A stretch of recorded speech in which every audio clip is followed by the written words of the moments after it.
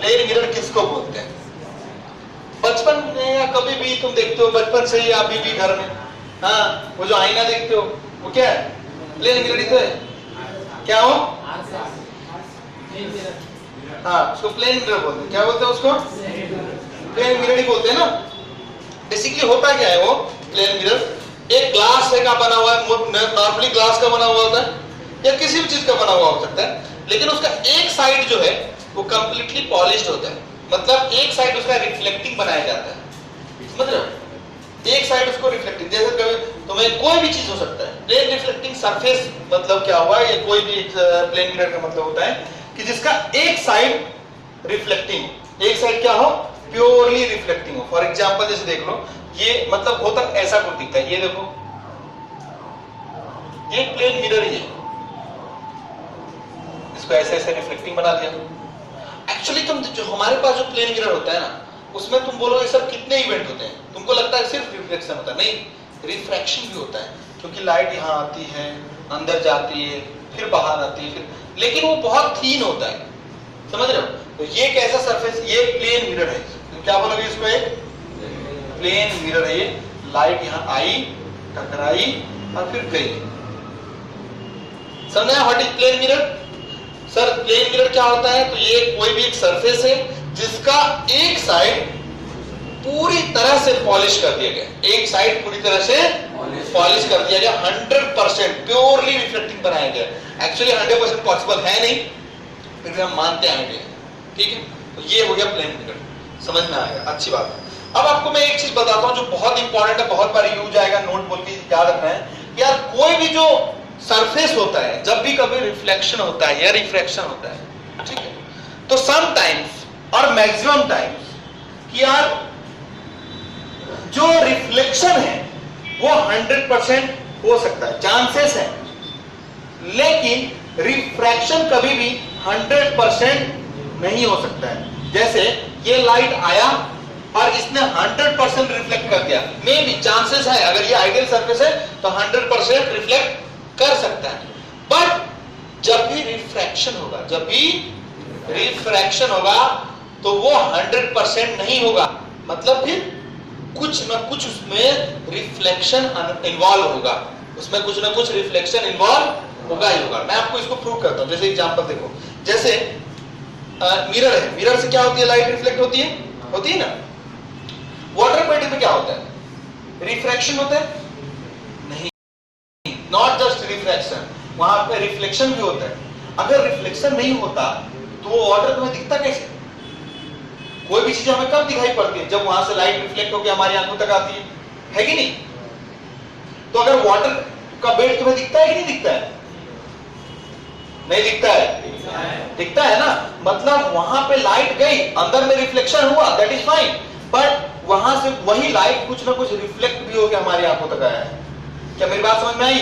तो अभी तो हमको दिख रहा है वो, तो मतलब यहाँ पे एक नोट लिखना है, लिखो, यहाँ पे लिख देता हूं मैं कि भैया लिख लो पूरा, क्या कि reflection may be 100%, but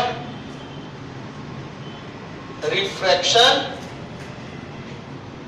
cannot be.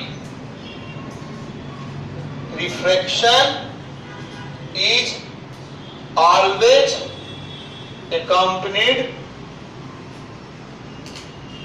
with some reflections. समझ में आया? Reflection is always accompanied with some reflections.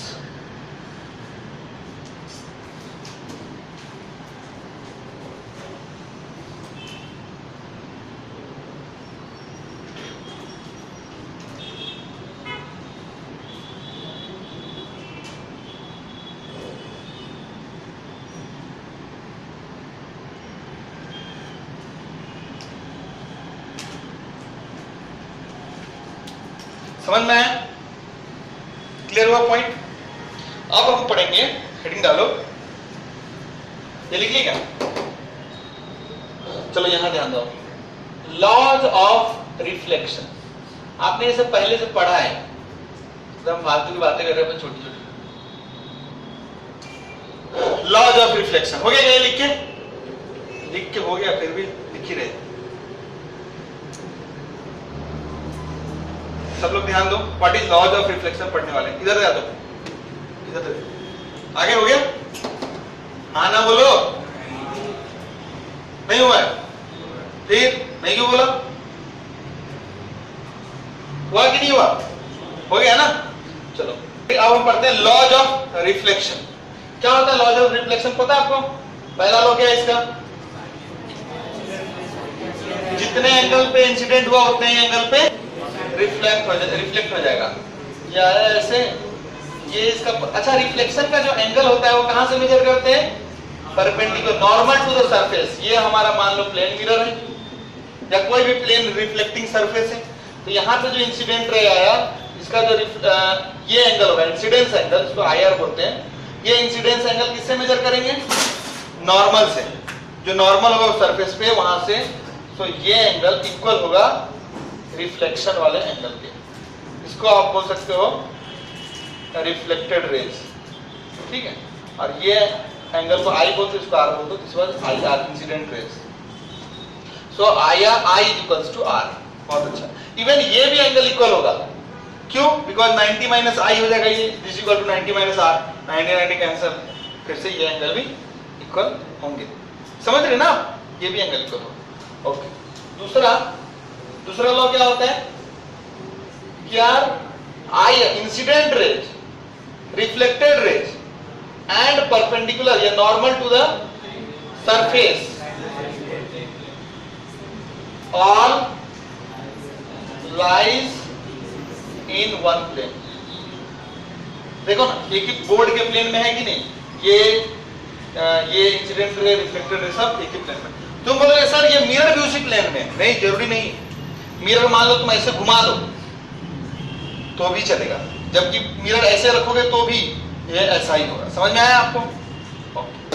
दोनों लॉज हो गया, लॉज ऑफ रिफ्लेक्शन। फटाफट लिख लो, हो गया, लिखिए।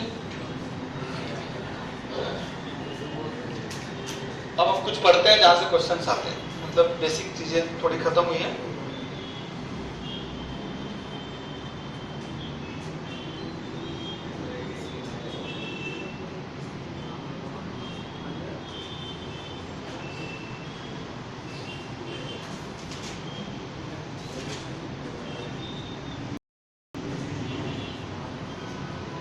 हो गया, लिख लिए।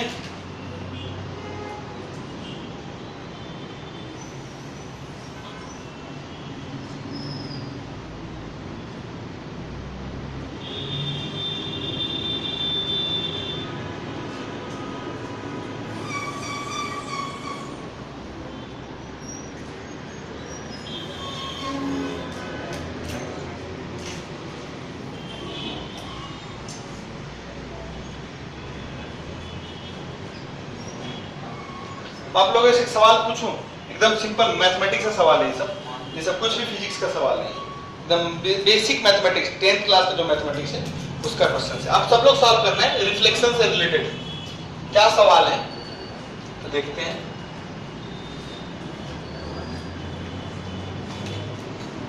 फटाफट ट्राई करेंगे सब लोग सही आंसर करने का।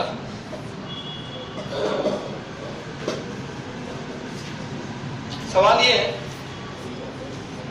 कि यार अगर कोई सरफेस दिया हुआ है हमको, दो मिरर का अरेंजमेंट है, एग्जांपल। अच्छा, एक चीज और, ऑप्टिक्स में यहां से आगे क्वेश्चन के ऊपर नंबर डालते जाना। तो 1, ये this is the first example we are doing in optics, then 2, 3 and at the end you will find कि 50-60 क्वेश्चन का एक पैकेज बन गया आपके पास, so that you no need to revise from other source. Example number 1 है ये हमारा ऑप्टिक्स। क्या है ये एग्जांपल?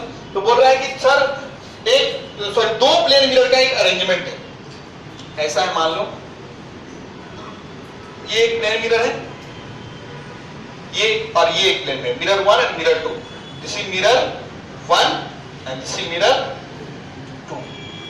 ओके, एक लाइट में है जो कि यहां पे आके टकराता है, ऐसे कैसे आ रहा है? तो sir this light ray is incident on mirror 1, okay, this and this moves parallel to mirror 2। Mirror 2 के पैरेलल ये लाइट आया और मिरर 1 को आके स्ट्राइक किया। ओके, मैं क्वेश्चन लिखा दूंगा, डोंट वरी, अभी समझो। उसके बाद यहां ये this is it's first reflection, यहां से रिफ्लेक्शन होगा नहीं होगा। अब ये रिफ्लेक्शन के लॉ से जितना एंगल पे इंसिडेंट होगा उतने ही पे रिफ्लेक्ट हो जाएगा। तो भैया इसका रिफ्लेक्शन इंसिडेंट एंगल कैसे निकालोगे? तो इस लाइन के ऊपर परपेंडिकुलर ड्रॉ कर दो, कर दिया मैंने। तो ये जो एंगल हुआ ये इंसिडेंट रे हो गया, इंसिडेंट एंगल, तो उतना ही एंगल ये इधर बनाते हुए ऐसे आएगा। अरे यार बोलो, आएगा नहीं आएगा? नाउ सो यहां पे जो हुआ है दिस इज आई से रिफ्लेक्शन नंबर 1 आई से, अब यहां पे रिफ्लेक्शन नंबर 2 होंगे, होगा नहीं होगा? उसके बाद मान लो और कुछ करेगा तो रिफ्लेक्शन 2 रिफ्लेक्शन 3 जितना होना है होते रहे, उसका मुझे आइडिया नहीं है।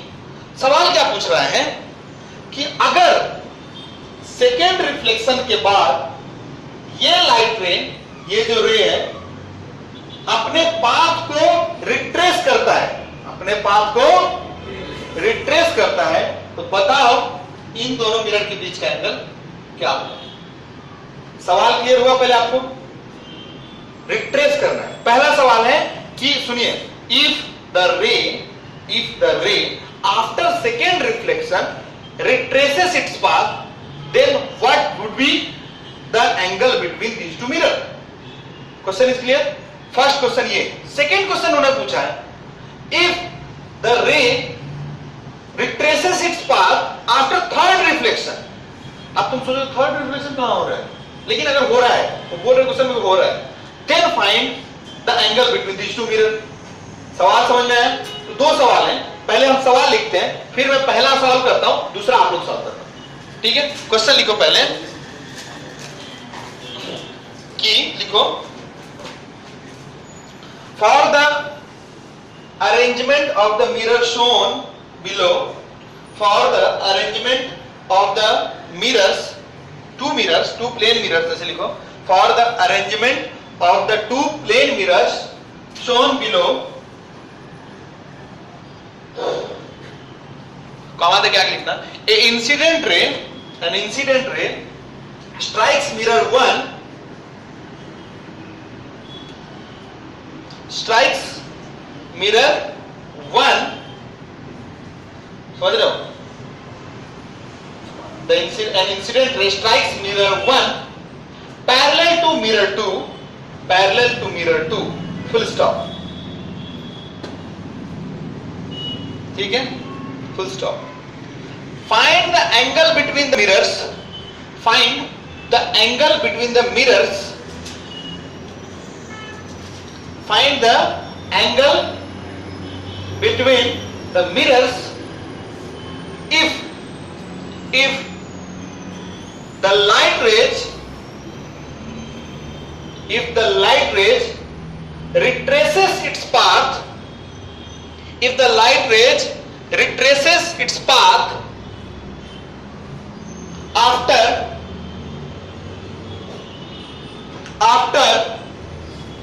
डैश दो और लिखो फर्स्ट में सेकेंड रिफ्लेक्शन,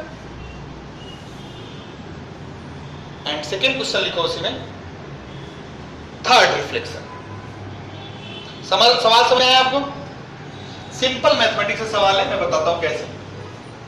क्वेश्चन क्लियर हुआ आपको? पहले क्वेश्चन क्लियर हुआ? अब मैं समझाता हूं, सुनिए जरा, इधर देखिए। अब मैं इस फिगर को फिर से रिड्रॉ करता हूं ताकि आपको समझाना है मुझे। तो देखिए सब लोग ध्यान से, क्या बोल रहा है कि ये कोई मिरर का भैया अरेंजमेंट है। मैंने बोला हाँ है, दिख भी रहा है, बहुत अच्छे। अब बोल रहा है कि एक रे यहां से आ रहा है इस पे, और मिरर 2 के पैरेलल इस मिरर 1 पे स्ट्राइक किया उसने। मिरर 1 को कैसे स्ट्राइक किया उसने? मिरर 2 के पैरेलल आके स्ट्राइक किया, बहुत अच्छा किया उसने। स्ट्राइक करने के बाद बोल रहा है तो ये कहां जाएगा स्ट्राइक करने के बाद? देखो यार, ये यहां से ऐसे आया, अब यहां से ऐसे आके, और वो मैं ढंग से बना दूं थोड़ा फिगर, ऐसा कुछ आके इस पे स्ट्राइक किया, और यहां पे सेकंड रिफ्लेक्शन होगा। दिस इज इवेंट नंबर 1, ऐसे दिस इवेंट नंबर 2, राइट? क्या बोल रहा है क्वेश्चन में कि भैया पहले क्वेश्चन की बात कर रहा हूं मैं, after second reflection this light रे retraces its path.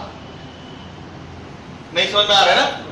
After second reflection this light रे रिट्रेसेस इट्स पाथ। तो एक चीज आपको आज याद रखना है, आज के बाद फ्यूचर में कभी भी आपका जो पेज है वो फेसबुक का physics for those who thinks, वहां पे बहुत ही अच्छा क्वेश्चन इसका डाला हुआ है जिसका आंसर अभी तक मैंने नहीं डाला है।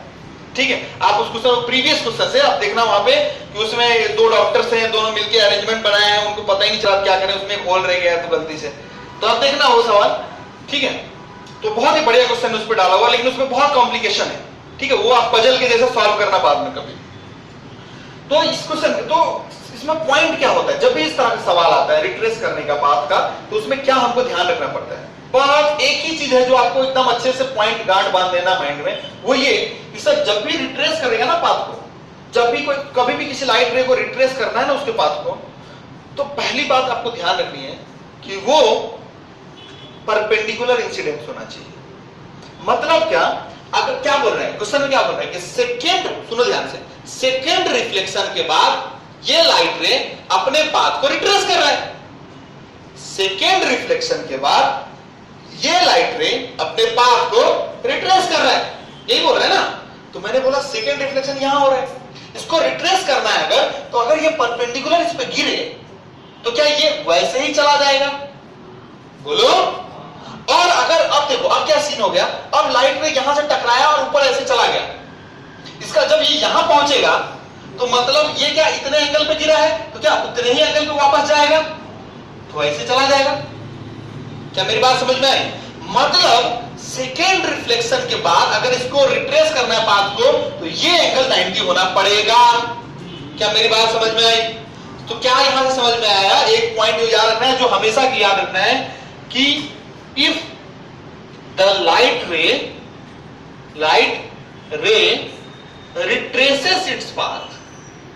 retraces its path means or leads to, क्या means क्या, या फिर it must क्या, इंसिडेंट नॉर्मली, है कि नहीं? So, कैसे इंसिडेंट होना पड़ेगा? नॉर्मली इंसिडेंट होना पड़ेगा, तभी वो अपने पाथ को रिट्रेस कर सकता है, अदरवाइज नहीं। मतलब अगर इसको रिट्रेस करना है तो ये, और यही जो एक चीज है अपना क्वेश्चन का आंसर कर देगा। अब ये 90 हो गया, ये एंगल कितना है? थीटा है, तो ये एंगल कितना होगा? नहीं, अभी नहीं सोचो ऐसे, वो ठीक है वो होगा, लेकिन उससे अपना आंसर नहीं होगा। अगर ये 90 माइनस थीटा होगा, थीटा कहां से निकालोगे? अब सिंपल सी बात है, आप मुझे बताओ कि सर ये एंगल जो भी होगा और ये एंगल जो भी होगा दोनों इक्वल होंगे कि नहीं होंगे? अच्छा, आपने बोला कि सर ये लाइन जो है इसके पैरेलल है कि नहीं पैरेलल? तो दो लाइन के बीच का एंगल थीटा, तो उनके परपेंडिकुलर के बीच का एंगल भी थीटा। तो देखो अब मैं बोलूं इस लाइन के ऊपर ये है परपेंडिकुलर, है कि नहीं है? और इसके ऊपर परपेंडिकुलर कौन है? ये है, तो इन दोनों के बीच का एंगल थीटा है अगर, तो इसके और इसके बीच का एंगल भी, और अगर ये थीटा तो चूंकि रिफ्लेक्शन के लॉ से ये भी थीटा, और अगर ये थीटा तो ये कितना? नहीं सुनो एक मिनट, ये दोनों थीटा 2 थीटा हो गया ना। अगर ये 2 थीटा है तो ये 90 है, तो 2 theta equals to 90 simply. Theta equals to क्या, मुझे बताने की जरूरत है, डायरेक्ट थीटा इक्वल्स टू क्या आ गया? Means 2 theta is equals to 90 degree, means dot theta is equals to 45 degree. मतलब ये एंगल कितना होगा? दो मिरर के बीच का एंगल। अगर एक दो मिरर के बीच में एंगल आप 45 डाल दोगे तो वो अपने आप पाथ को रिट्रेस कर देगा। ये बहुत सिंपल था, मतलब हो गया। पहली बार अब किया, आपको लगा कि थोड़ा पजल है, इसमें कुछ फिजिक्स है क्या? कुछ भी फिजिक्स नहीं, लेकिन जो इसका सेकंड क्वेश्चन है वो थोड़ा सा अच्छा है, क्योंकि उसमें थोड़ा सा ज्यादा रिफ्लेक्शन इन्वॉल्व हो रहा है। रुक जाओ, मैं समझाता हूं, उसके बाद तुम सब ये सब लिखना और सॉल्व भी करना। सेकंड इसका क्वेश्चन क्या, फर्स्ट को समझ में आ गया आपको? सेकंड में क्या बोल रहा है कि थर्ड रिफ्लेक्शन के बाद होना चाहिए, रिट्रेस करना चाहिए पाथ को। कब रिट्रेस करना चाहिए पाथ को? After third reflection. सुनिए जरा ध्यान से, तो मैं बनाता हूं। ये मान लो दो मिरर है अपना, जो वही ठीक है। मुझे इन दोनों के बीच का एंगल कितना मतलब है वो निकालना है। कंडीशन दिया हुआ है कि दोनों जो रेज हैं वो क्या है? पहला जो रे आया वो परपेंडिकुलर आया, सॉरी पैरेलल आया मिरर 1 के, आ गया। उसके बाद ये क्या करेगा, यहां से जितना एंगल बनाया उतना एंगल बना के ऐसा ही होगा ना कुछ,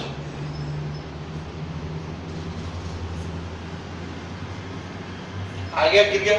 सेकेंड रिफ्लेक्शन है, फर्स्ट था ये। अब यहां पे जितने पे गिरा है उतने ही पे आगे जाएगा। And this must be 90 degree, this must be 90 degree. Now this is the third reflection. तो ये 90 होगा तो वो रिट्रेस करेगा पाथ को, वापस यहां आएगा, वापस ऐसे जाएगा और वापस ऐसे चला जाएगा। आपने किसी, आप लोगों को मैं बताता हूं, ये बहुत आसान है समझना। आप लोगों ने ये मूवी देखा है, ये ऋतिक रोशन का कौन सा मूवी आया था, क्रिश 3 देखा आपने? उसमें लाइट का अरेंजमेंट नहीं दिखाता क्या थोड़ी देर के लिए, नहीं देखा क्या तुमने? वो थोड़ा सा वही सब तो है, और क्या है तो वहां पे तुमको लगा कौन सी बड़ी बात? बड़ी बात नहीं है, लाइट का ही अरेंजमेंट है। लाइट को इधर उधर घुमा के रिफ्लेक्ट करा के कहीं एक जगह पहुंचाना है। समझ में आ रहा है आपको? ये पॉइंट समझ में आ रही है मेरी बात? तो वही कर रहे हैं, इस लाइट को यहां से लाया, यहां आया, टकराया, यहां से गया, वापस आया, ऐसे गया। समझ रहे हो? ये तुम इमेजिन कर पा रहे हो चीजों को, सीन को? समझ में आ रहा है? तो हमको अब बताना है ये एंगल कितना रखूं मैं। अब देखो यही सब कैलकुलेशन है, तुम अभी अगर ये सब कैलकुलेशन कर लो, हो गया खत्म। अब ये तुमको खुद से करना है, ये लिख लो फटाफट।